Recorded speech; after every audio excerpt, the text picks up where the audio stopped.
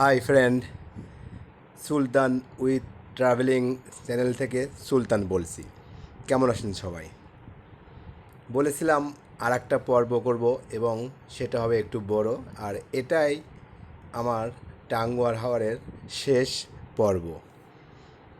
আশা করি সবাই আপনারা মনোযোগ সহকারে দেখবেন এবং উপভোগ করবেন।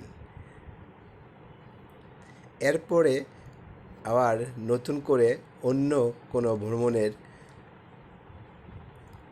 পর্ব করব আশা করি। যাই হোক, এটা একটু ভিডিওটা বড় হয়ে গিয়েছে, কারণ ছোট ছোট ভিডিওতে সব কিছু দেখানো যায় না, পুরোপুরি দেখানো যায় না। কাটছাট করে সব কিছু ভালো লাগে না।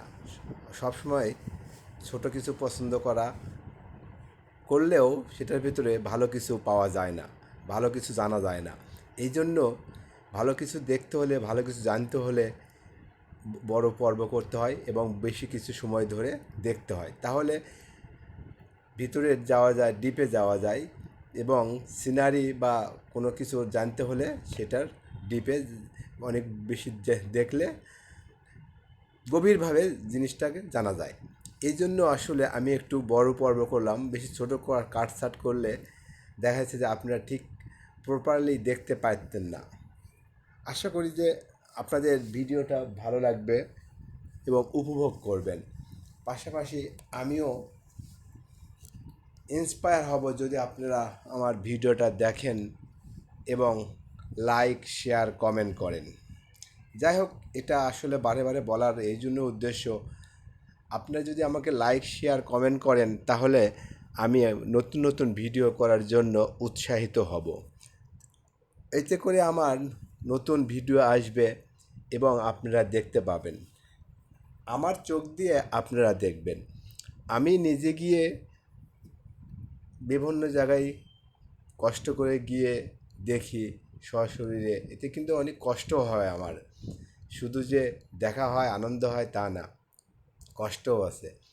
তারপরেও কষ্ট হলেও আমি আপনাদের জন্য ভিডিও করতে রাজি, যদি আপনারা আমাকে সাপোর্ট দেন।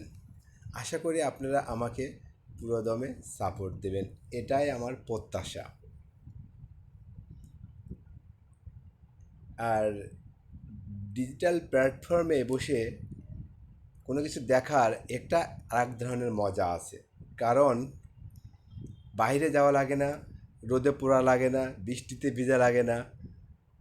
ঘরের ভিতর এসিতে বসে বা ফ্যানের নিচে বসে সুন্দরভাবে, নিরিবিলিভাবে বা গাছের ছায়ার নিচে বসে, গাছের ছায়ায় বসে ভিডিওগুলো দেখা যায়।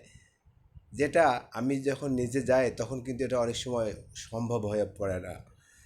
যেমন ধরেন, গাড়িতে যেতে হলে হয়তো বা নন এসিতে গাড়িতে গেলে গরম লাগবে, প্লাস হয়তো বা এসিতে গেলাম, ঠিক আছে, ঠান্ডা লাগলো। কিন্তু বাইরের যখন ঘুরতে গেলাম, বৃষ্টি বা রোদ, এই যে রোদে, প্রচণ্ড রোদে পুড়তে হয়, রোদে ঘুরতে হয়, রোদে গা ঘেমে যায়, ওখানে তো আর এসির কোনো ব্যবস্থা নেই। স্বাভাবিক কারণে এসির বা আরামের চিন্তা করলে সব সময় তাহলে আমি ভিডিও করতে পারবো না।